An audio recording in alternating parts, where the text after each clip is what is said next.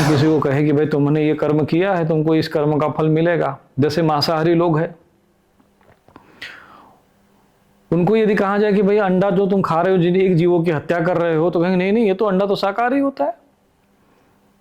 वो उनको जो है, उनको लगता है कि अंडा भी किसी पेड़ में लटका रहता है। इतने पढ़े लिखे होते हैं ये, अपने को कहते हैं, ये होते तो नहीं है, पर इन मूर्खों को ये भी नहीं पता है कि अंडा किसी पेड़ में नहीं लगता है, किसी पेड़ की शाख पर नहीं लगता, न भूमि से निकलता है।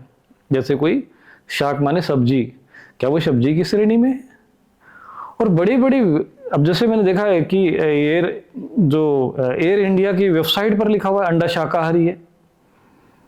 आश्चर्य है, इतने बड़े, मतलब जो वहाँ मंत्री बैठे हैं, उड्डयन मंत्री, ISPCS वहाँ ऊपर बैठे हुए हैं उन पर नियंत्रण पाने के लिए, तो लोगों को क्या भोजन में दे रहा है क्या नहीं है, वो अंडा शाकाहारी लिख कर वो लिख रहे वेबसाइट पर, वो इनको कानों में जू तक नहीं रेंग रही है।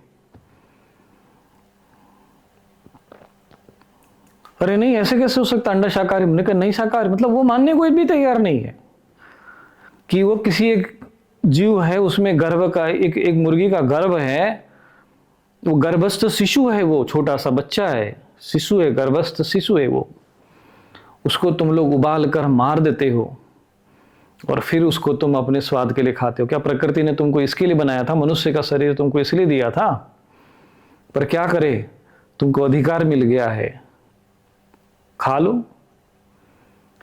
कुछ लोग तो कहते हैं कि सर्वाहारी है हम सर्वाहारी है, तो भाई सुअर का भी बना हुआ खा लिया करो, सर्वाहारी में फिर वो क्यों बचा के रखते हो, वो भी खा लो।